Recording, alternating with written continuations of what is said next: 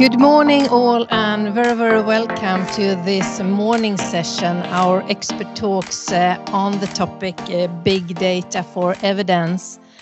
I'm greeting you this morning, both you in the room here at MBG6 and you out there in the virtual world.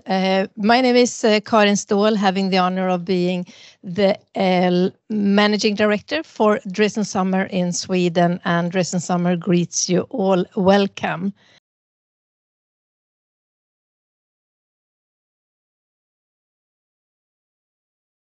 Drees and Sommer, our purpose is to unite opposites, to create a world we want to live in. And I think that's also something we will touch on today as we talk about big data and connectivity and the benefits and added value with that. Drees and Sommer being a rather new brand for Sweden, a new company, but not new in the big world. We are founded in 1970. We are partner managed. Actually, it says 5,000 employees on this slide, but I think we should tick one digit up. So it's sort of plus 6,000 colleagues. We have over the world today, 60 locations worldwide. And what do? We support the sectors and clusters we have with clients within real estate, industry, and infrastructure, from the wide range from consulting to implementation and operations. And why do we meet here today? Yeah, we meet here as a follow-up. Some of you, I can recognize some familiar faces, had the possibility to visit us earlier in this February when we held our trend spotting talk at the Stockholm Chamber of Commerce here in Stockholm, where we are broadcasting and greeting you today. We then had 5 trend talkers on stage, and we will soon invite one of them to the talk today together with another colleague of us. So today we gonna deep dive into big data for evidence, and on stage we had then our greeted colleague Minu Tegethoff when we presented the trend talk in February. Minu Tegethoff, it's great to have you here today. Thank you for having me. Yeah, and being the head of customized smart buildings. International, yes. Yeah, international. So that's the topic for today. Yes. And we will then also greet another colleague of ours into the talk. And when we look at our screen here, we know we can't see you, Eike, but we know that we have you behind our backs. Hello, everyone. Eike Christian Wenning, manager of real estate, management consulting, Drees and Sommer in Germany. And actually, Minu, you are from Germany as well. Yes. Yeah. And you know what? Many people don't know, but Eike is also my mentor. You know, when you join a company, you get a mentor. Yeah. Yeah, he's my mentor. Congrats. Was a really both. pleasure, but I think you do not need it anymore. But it's really good to working with you. So maybe that's why we have such a successful collaboration today then. Yes. Yeah. And the great of being a part of the big family of Drees and Sommer is that we actually don't care about borders, do we, Minu and Eike? We just collaborate together, don't we? Yes. Yeah. Good. And Eike, I would like, are you prepared, Eike? I would like you to sort of be on stage and present the first part of the presentation. Are we ready to go? For sure, I'm ready to go. Thank you, Karin. So also a warm welcome from my side from Germany today. Unfortunately, I cannot make it to come to Sweden this day, but I'm really happy to be part of it, and I hope everybody can hear me quite well. So I'm a manager for real estate and facility management consulting at Drees and Sommer since more than 10 years. And for sure, we are also in this field driving digitalization. And it's a big part for the topic today, big data for evidence, to think about what's a part of real estate management and how to use all this information during the operation of existing building or the refurbishment of building or new customized smart building. How can they be operated, and what's the strategic approach to be part of it and to participate of all these added values and chances you have as part of new technologies. So in the first step, many questions are raised here and topics which could be discussed more deeply for sure, but for today, for the breakfast, maybe we can discuss it later on. It's about space flexibility. How can technologies and digitalization's approach help you to have some kind of transparency? What are the spaces used? What could be site or building strategies? How can the processes be digitalized? It could be also good for your efficiency, but also not essentially. It's an essential part for energy management, ESG topics, reporting. And I think everybody of you is aware of, if you do not have the right data in place and part of reports, it's really hard to have the reportings you need on a daily basis and make the right data-driven decisions. So for us, it's really important to have a synchronized strategy of the overall corporate or your asset portfolio and the real estates. So how does it match? Which information do you need? And what could be a good investment plan for existing buildings as well as new buildings you want to include in your portfolio or build? So this is one of the key topics we are discussing right now with many clients, and why it's so important also for existing as well as new buildings to discuss digital operations ongoing. So maybe Karin, can you go to the next slide, please?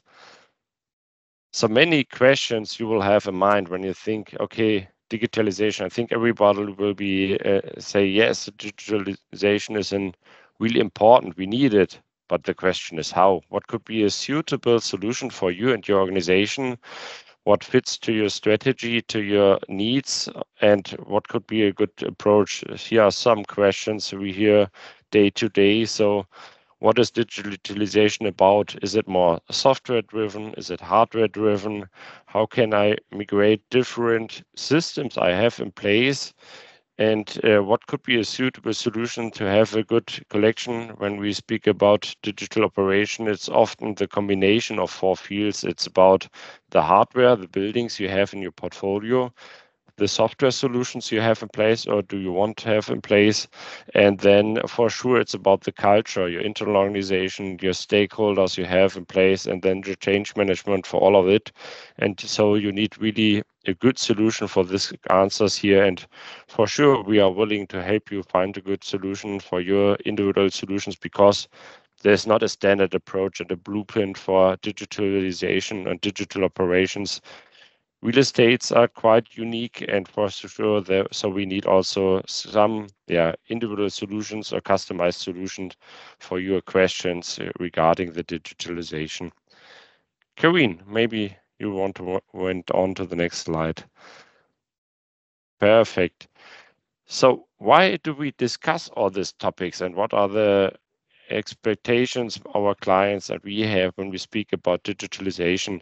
So these are the results from our last year's real estate trend study, and there we ask different stakeholders what are their opportunities and what are the challenges currently thinking about digitalization.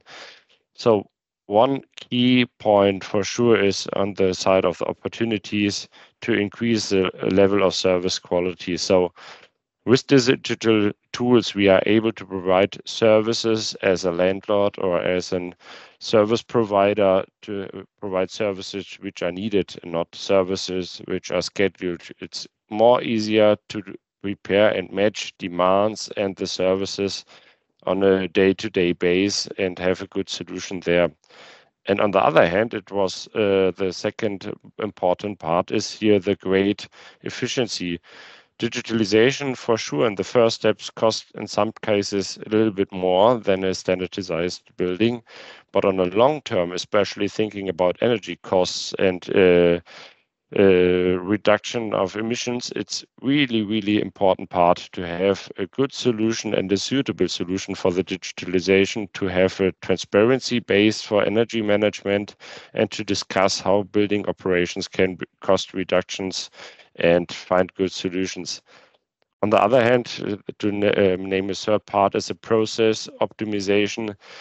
Many of our clients are facing the need of talents that they have. They are looking and thinking about how processes could be more lean and digital to have a really small organization which is suitable for their needs, and their digitalization is a really good point. Many people in the real estate sector are looking for information day to day, and there are no single source of truth. There are different data sources with in some cases different information in it, especially when we're thinking about big portfolios. So the digitalization, suitable tools can really help also to be more efficient in your organization, but for sure it also helps you to have a more satisfied organization and customers. But for sure, all of this has also challenges. One of the biggest point was the investment cost. In the first step, especially thinking at the current financial challenges in the real estate sector, the investment costs are one of the key topics. Also thinking about the hardware, the building installation you need, but also software tools and the implementation of these tools. Because you need the tools, you need some IoT devices, for example, but on a long term, for sure, it's in the most cases really a positive business case to have this in place. But some of our clients are currently waiting or thinking twice about the opportunities installing such tools. Data security and privacy, a really important topic, thinking about digitalization. Then also in some times the lack of skills for some employees. So that was a point because I mentioned before the really important part of change management and trainings for also the established employees, and then the awareness what could be the benefit and keeping all people on board and finding a good solution. So this is a really good topic we can also discuss later on for sure. Karin, my last slide, please. Perfect. So to have a bracket about the different topics. So we are working on this digital operation and customized smart building, especially finding suitable and solution for organization, our clients to be more competitive also in the future. But for sure, we want to be, as stated before, with our purpose, where we want to create a world we want to live in, to establish and install digitalized, more efficient, and for sure suitable and sustainable buildings as new buildings, but also for refurbishment and existing buildings. So, but the question is, Minu, what do you think? How can we proceed this way?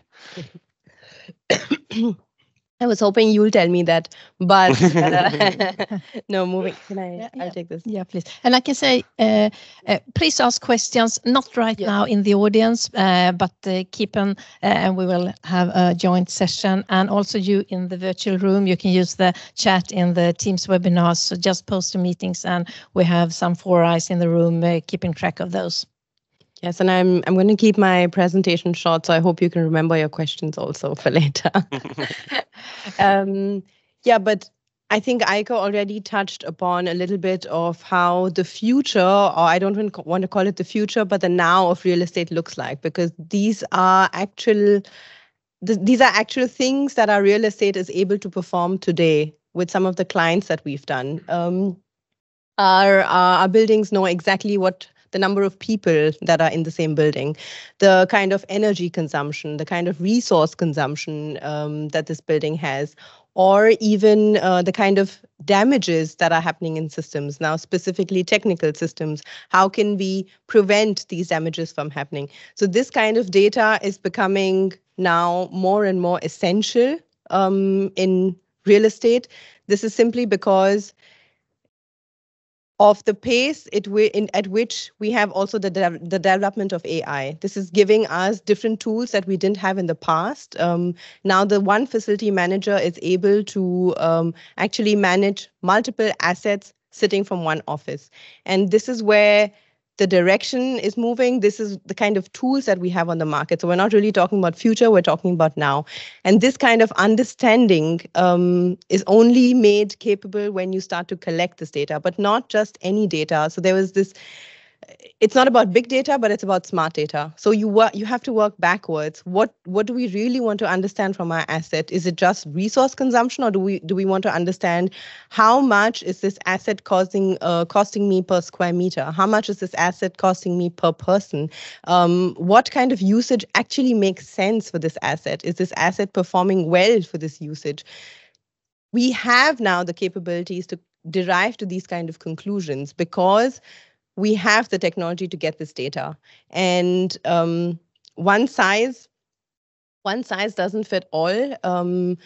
I was talking to you, Jacob, about it. We work with smaller companies that don't have their own IT ecosystem or not such a large IT ecosystem, and they're more flexible in choosing their solutions on the market when we're talking about sensors or we're talking about IT solutions. But larger corporates, they have their own system. They don't want data to be held in a third-party system. So they have different kind of requirements. So they cannot use the same company that the small guy is using.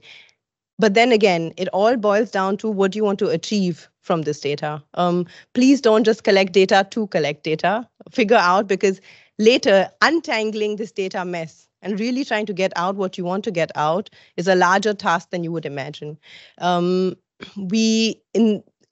To give you simple examples, there's so many desk booking solutions out there, and most of them would fit your standard desk booking needs. But do you really want to use this desk booking data to understand what is your resource consumption per person that's actually coming into office? Booking a desk is a different situation, but actually booking this desk and using this desk and thereby consuming electricity, water, whatever it is a different aspect. So while you have desk booking apps out there, maybe you don't have this connection with the building resource management and the actual occupancy of whether this person actually came to office and was a part of your consumption. So there are these little things everywhere, and we try to support our clients in trying to first figure out what is it that they want to reach. How are we doing this? So we call this our digital radar. We ourselves, and Eike is a part of the green team. We analyze tools. We are completely ourselves software and hardware agnostic, and it is our responsibility to stay up to market trends and to know what's happening out there in these different fields, in the different digital fields. One of them being FM, where Eike is really strong in. The next one is we have our own digital hub. So from whether it's BIM solutions or AI topics, we have our own little mini hubs, innovation hubs working on understanding market solutions for these different, let's say, building cycles and digital solutions that you can have for these different building planning cycles. And last but not the least, we are part of this radar to kind of draw insights from these different departments, so to speak. We have our own database from which we are able to support our client to find exactly what they need. Not just in terms of solution providers, but also then help them in the implementation and the actual facility management thereafter. So today I want to leave you with these 5 key messages. Digitalize your buildings, not just because it is the trend, but really digitalize it to connect and optimize, to understand, to become space efficient. I have 2 kids and I want to leave back as sustainable future as I can. At the same time, our construction industry is responsible for more than 50% of the waste on this earth. And don't build because we have to build, but really think before you build. And become healthier and happier. At the center of it all are people. Please provide healthy environments. Become a secure asset. I don't know if it's happened. I'm not very informed with the Swedish market, but in Germany, we've already had some big hacks in these systems. The more digitalized you get, the more secure you need to get, cyber secure. So please, when you go about doing this, make sure that you have this topic of cybersecurity in your mind. And last but not the least, have this data to make sound decisions and really figure out why you want to collect this data. That's about it. Oh, great, Minu. Thank you, Minu. Thank Eike. And sort of, you knowing me, Minu. I'm super curious, but I'm not that digital nerd, and this could seem a bit overwhelming. Yeah. As a property owner, operator, or even a business manager, business owner, where do we start? This is not just this is not just your challenge, Karin. This is also a challenge for our clients. Thank you. We go we go actually step by step. Like I said, we don't have to digitalize just because we want to digitalize because it's cool right now. So what we do is an analysis of the asset itself. Eike, feel free to jump in if you have something to add. But we simply first we do like an assessment on our own of the asset. Where is the asset standing? What are the kind of systems in place? How many people are using the space? What was the construction year? And so on and so forth. So we do our own kind of technical due diligence, but with a digital and a facility management kind of lens on top of it. And parallelly, we're sitting with the client and trying to figure out what does he or she want to reach in the future with this one asset, or is it about multiple assets? Does he want to divide it into multi-stakeholder assets, or like in hotels, we already have multi-stakeholders responsible for one asset. What are each one of their goals? What do they want to reach? And then kind of tell them, this is your goal, this is what your asset can provide, and here is the gap. And from there on, we start. So it's really two parallel things that we do. First, look at the asset itself, and then figure out with the clients parallelly what they want to do.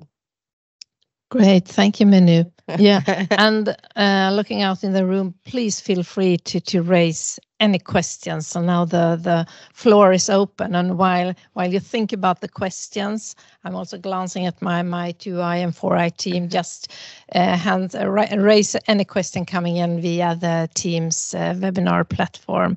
But Eike, the topic of real estate operations, it's complicated with its sort of, as Minu also touched on, the multiple stakeholders and the multiple systems. How does one navigate through all this? I think the first step is our experience. It's really important to think about what are the main challenges at the moment. Is it about the data lake? So we have many clients where nobody is really aware of the essential information to the building. So what's the user satisfaction? What's the quality of the air within the buildings? What are the challenges also of the different suppliers you have also in the stakeholder park, like facility management providers, property management providers, internal or external asset management. So many people are dealing with the asset portfolio and have different kinds of challenges operating this building. And for us, it's really important to speak with people, discuss what are the main challenges, and it's really often about the common data warehouse, so that every stakeholder has different information.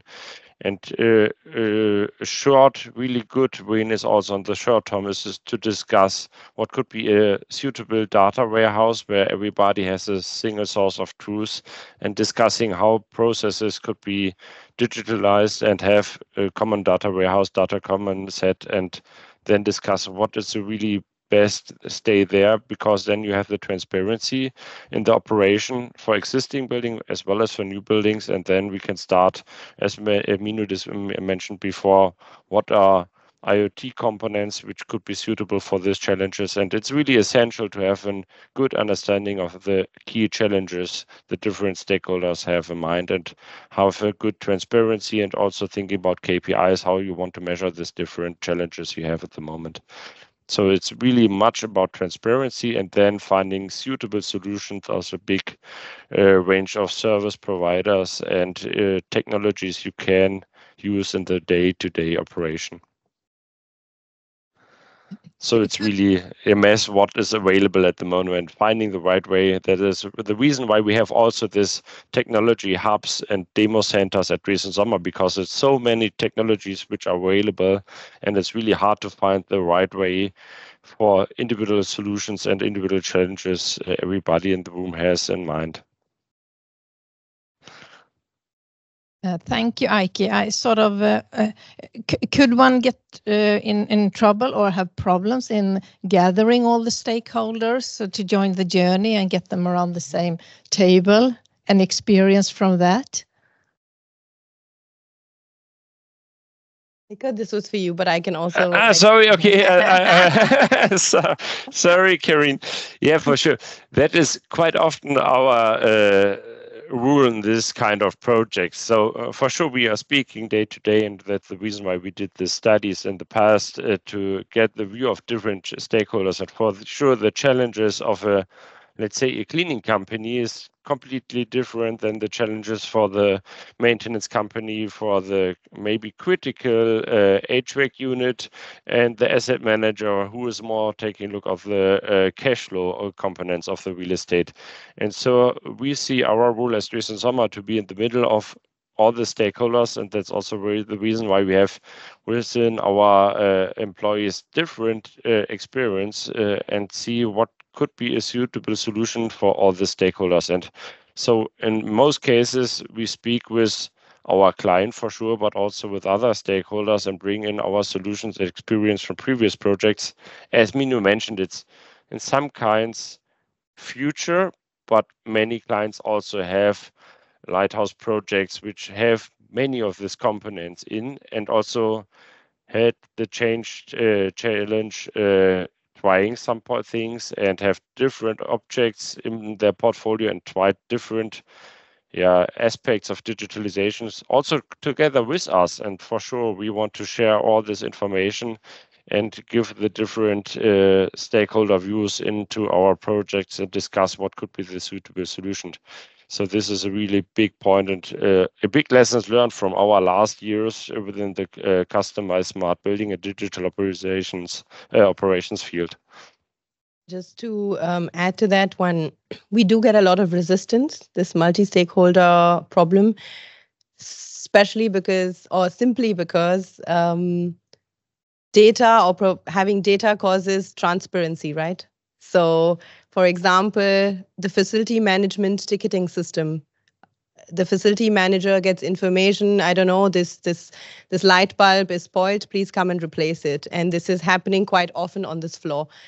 Well, when we come in, we question whether this kind of data should also be made available to the asset owner themselves. And this kind of transparency in data causes resistance because the facility management does not want the asset manager to know how often these light bulbs are getting replaced or otherwise. And this is happening at all levels. So the employees don't want their superiors to know how often they are coming in to workspace and why. Of course, this data is anonymous, so I will never be able to say if Karin was in office specifically, but I will be able to say that the office was only 30% occupied on an average. And then me as a asset owner or even the head of the firm is going to question whether I need the entire 100% of the area. So data also causes transparency or brings out a lot of hidden issues, which causes a lot of resistance in our day-to-day business. And it's about putting all the cards on the table and figuring out what is it that we all want to achieve at the end of this. Mm-hmm. Thank you both, Eike and Minu.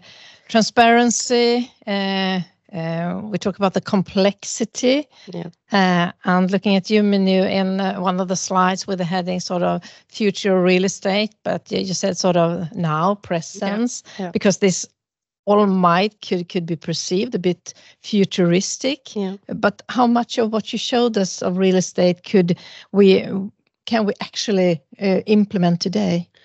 Actually, pretty much all of it. There are solutions on the market that can really take care of everything. The biggest challenge, though, is connecting them all. They're all silo systems. So you have great systems that analyze energy consumption. You have great systems that collect and analyze occupancy data. You have great systems that do the same thing for air quality. These are all silos.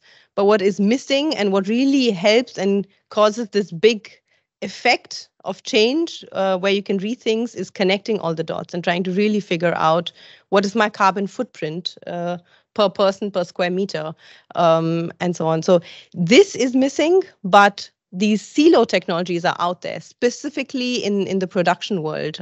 In our work, there it's all about the money.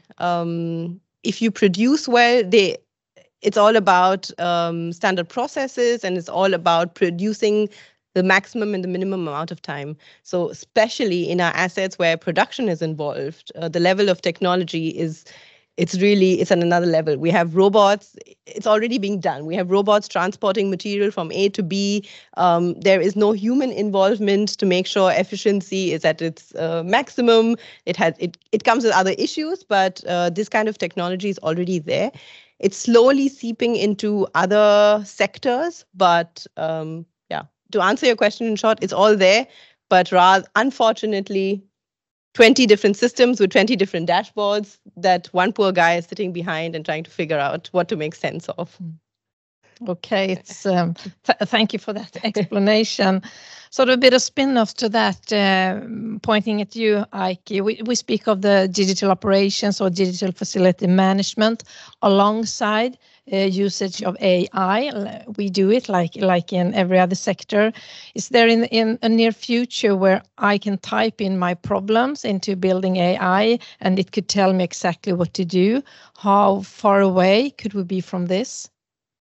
It's depending on the side of kind of service, I would say, Karin. So we have also chatbot, which is every one of us experience from other kind of service providers are sometimes trying also the facility service provider right now, so that we do not have to write an email or give somebody a call. It's also the opportunity for some bigger facility service providers working with chatbots, where you can enter your problem and they try to figure out who could be the relevant service provider or persons who can help you. Maybe you say, okay, the light bulb, what we have before Minu is broken. Please send me, or please repair it. And then the AI will directly define, okay, this is an electrical problem and the service provider needs to be have some light bulb in his spare part, and he needs an electrician, and they are going on site. So they are trying to do it because they are facing the lack of expert and technicians in some areas. And for sure, they try to reduce driving times and also inefficiency on site. So AI solutions and chatbots are helping at some points. And also when we take a look at real critical infrastructure, especially in data centers, things like that, there we have some installations and assets where we see first predictive installation. So we call it predictive maintenance, where the assets have so many sensors and suitable sensors that they can say in advance which services will be needed or which failures will occur, so that before the failure will occur, they have a technician on the site and can change filters or other components of critical infrastructure, so to reduce the downtime of assets.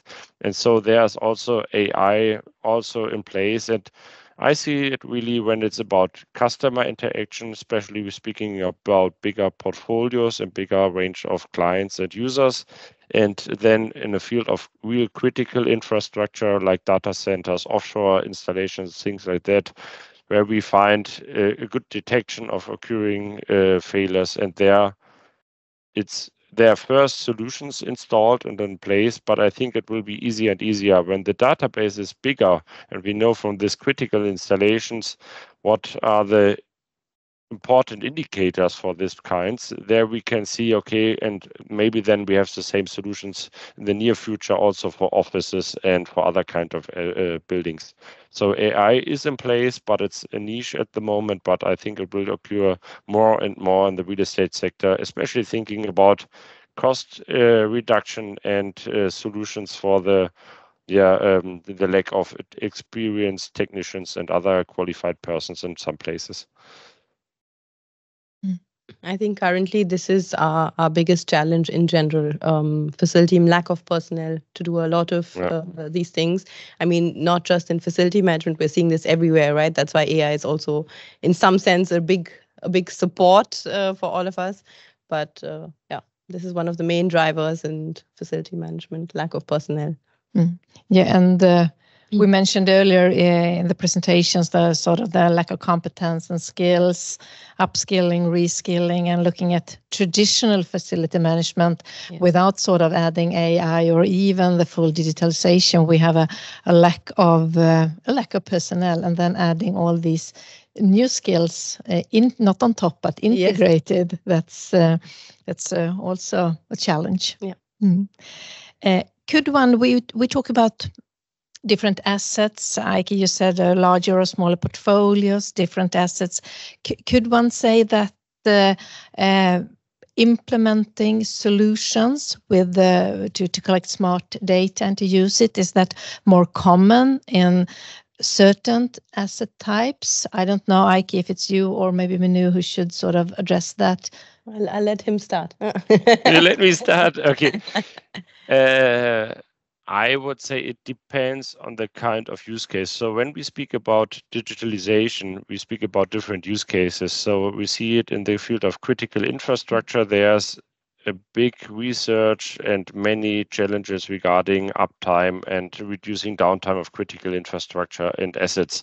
So but it's more the technical part. When we take a look at the office, we have completely different use cases in many cases. Then it's about ticketing, community managing, increasing the quality of office spaces like air quality, things like that, cleaning services. So we have different use cases for different kind of assets, and I would say they are both important and really common at the way, and everybody's discussing it. And for sure, thinking about real estate investors and real estate asset management, it's really important to think about what could be increasing the rent and reducing the occupancy costs for the tenants. And so especially the office part is important, and thinking about to have a good usability of the spaces and a good occupancy rate of the spaces. And so we see a clear trend within the office market to thinking about the user and the user focus and reducing the effort for back house processes. Also, accounting was a point I missed before regarding the AI. I think many accounting part will be reduced and help the landlord as well as the tenants to reduce costs. And so it's really important to discuss different kind of assets, think about the suitable solutions, but for both kind of assets or almost all kind of assets, there are suitable solutions and really also good business cases in place right now. Minu, what do you think? Yeah, I agree. Of course, there's more tendency in one or the other sector. Like I mentioned, the kind of technology that you see in our production sector is really immense. They are measuring air quality not just once in 200 square meters or temperature, but they're actually doing it even at 25 and around equipment and logistics at different heights and so on. So there, it's really another level of digitalization that occurs. Like Eike said, it's really use case basis. In residential, it's slightly softer. In commercial or let's say even retail, it's a different kind of use case. The real estate owner wants to understand how their malls are being used, if their malls are being used at all compared to other malls. What are the kind of people coming in and out? So there is also a lot of interesting other different kind of aspects of digitalization happening in this sector. In residential, slightly less. And of course, in office, it's at the end of the day, the firms themselves that bring these use cases with them to understand how much space they really need to expand. We all know, thanks to COVID and home working, everyone was trying to figure out what is the future going to be like. Are we still going to have 100 desks for our 100 people? And we, for example, for a larger corporate, actually landed up, after doing occupancy analysis, subletting 4 out of their 10 buildings in a campus area, because they realized after COVID, not just through a questionnaire that people said, I'm only going to come 2 times into office, but through live data, that there were only people coming twice a week to office, and then they kind of optimize, then put functions together to then sublet these other buildings. So again, a different kind of use case, and it stays around. These sectors are very much bundled around their similar use cases. They're one or two firms pick new ones depending on what's coming up or what they really want to know. But this is where the trend is at. Good, thank you. We have a question, please speak out, and we will repeat the question in the webinar as well.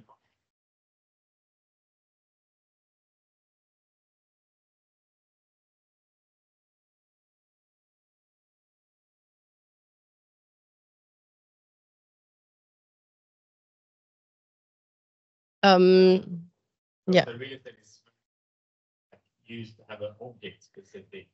Yeah. Yes. Yes. And you can include the question in your answer. Okay. So to help you or to answer this question about scaling and what is it which type of, like you said, initially the solutions were very asset based, and now it's about looking at the larger portfolio and the multiple number of assets. And this is exactly the pain point that I pointed out. Now we have one facility manager operating multiple assets, and this should also be the goal because of this lack of personnel. So scaling up can only happen once you have your blueprint in place, and your blueprint can only happen once you have a pilot project in place and are constantly testing. Eike mentioned it lightly that we have our own lab. Actually, I sit where our lab is in Aachen, where we have our own sensors, where we're really on a daily basis testing the systems that are out there in the market. And I can't name most of our clients, unfortunately, but over a period of 12 to 24 months, we kind of develop, based on a pilot project, a blueprint for the client. So making sure that, and you can't do it just with one pilot project, you have to do it with multiple. And we're still learning. For this one client, we've done it over now already, I think 10 assets, and we're still changing and modifying this blueprint. So it's never an ending process. But you're right, it all has to come to a central data lake. So ideally, in a perfect world, there's actually just one person sitting, I don't know, somewhere in Madrid, sipping on a sangria, and can look at all their worldwide assets and figure out exactly where the problem is, because the data coming in from all these assets is coming from the same source and the same kind of data. So it's like really, it's easy to read, it's easy to understand where the problem is. So the scalability is possible only when you have blueprints. Or you develop these blueprints. And the challenge currently that we have developing these blueprints for the clients who want everything to be in their own sort of data lake or their own sort of system is that the market is evolving really quickly for smart buildings. It's all retrofit solutions, and sometimes we really can't keep up. There's a new booking system in place. There's a new air quality sensor tomorrow. It's changed. We need to make sure that we have a rather sustainable goal, and at the same time are able to even replace these things because the technology has reached the next level already. So today you've installed, I don't know, people counting sensors with a simple camera-based system. Tomorrow, the simple camera-based system should be able to analyze more things. So are you going to now start changing everything, or are you going to update the software? So this kind of understanding how resilient the hardware really is also a key part of really scalability. I hope I didn't get too technical and complicate things now. No, it's I'm already in the future, so it's no problem.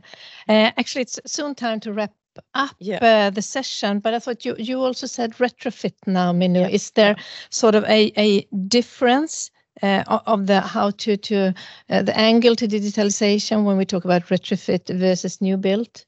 Yeah, yes and no. So the good thing about smart buildings is that at least I don't know of any specific study university degree that teaches you only smart building. It's still just a small sideline that's, being taught. In the side, if you're interested, take a small course on it 1 semester. So even though there's lots happening, a lot of these planners are not informed of what is how to plan about such a building. And most of the solutions that are provided are all retrofit in the market because these planners are planning simple standard buildings. So the minute you want to digitalize, you always have to add something on top of the standard building. This puts us on one side with this big opportunity that at any given point of time, retrofit or new building, we are capable of integrating this technology because they are meant to come on as an add-on and not as a core part. At the same time, of course, when it's a newly built, you have state-of-the-art building management systems that are already kind of helping you attach to on their building management system certain parallel systems that makes it easier to gather and collect data in one place. So with retrofit, you have slightly more silo solutions again. And with newly built, you have the capability of combining multiple things. Good, thank you. And the last question then for today will be for you, Eike, and that will be the same question, but coming to digital operations in retrofit versus in new build, challenges and opportunities. Please, briefly, if you can. For sure, for digital operations, mainly the implementation is a real challenge. So because nowadays we really need to have, let's say, analog organizations which are not used to operate digital buildings to teach them. It's really teaching and training them how to operate it, because it's in many cases a complete different kind of buildings they use and need to use, and the change management for sure. We have many clients, or sometimes a part of their organization, or systems, sometimes external, sometimes internally, that some people are not using the systems quite well, or they are not using them anyway. It's the easiest part to have a new software solution, for example, but they do not feed the software solution with a common and needed database. So for us, it's really important for the operational part to have a good change management and training, and also the commissioning phase, that everything is really going well. And that's not about good concepts, it's about the operation of this concept and fulfilling all ideas and finding a good way for the day-to-day operations, because then we are able to achieve all the targets and efficiency we want to achieve with digital buildings. Good. Thanks, Karin. Yeah, thank you, Eike, thank you, Minu. And before me showing the last slide of today, I think a big round of applause for Minu Tegethoff and all of us, and Eike, Christian Wenning. Thank you for delivering. Thank you very much. Yeah, and delivering not only big data for evidence, but also smart data for evidence. I think we have to enhance our terminology. Yeah, we have to do that. So before letting you off the hook from the team's digital webinar, and you in this room, you having had the opportunity to come here today, you can glance at your left and see that there is still coffee and breakfast sandwiches. So just grab in. We will stick around for a while, so take the opportunity to have a chat with us in the room. And you can also see those blue tag persons. That's colleague of ours from Drees and Sommer. So just grab any colleague. But we will probably meet in a couple of weeks' time. No, in only 1 week's time. Karin nodding in the back. And then later on in the midsummer week. Next time, the topic will be outside working for health. And the program is with Karina Söderlund from Mälardalen University, together with our Drees and Sommer colleague from Sweden, Vibeke Stadling. And then the final roundup before midsummer will be with our Drees and Sommer colleague, Marco Abdallah, on topic Go Green for Resilience.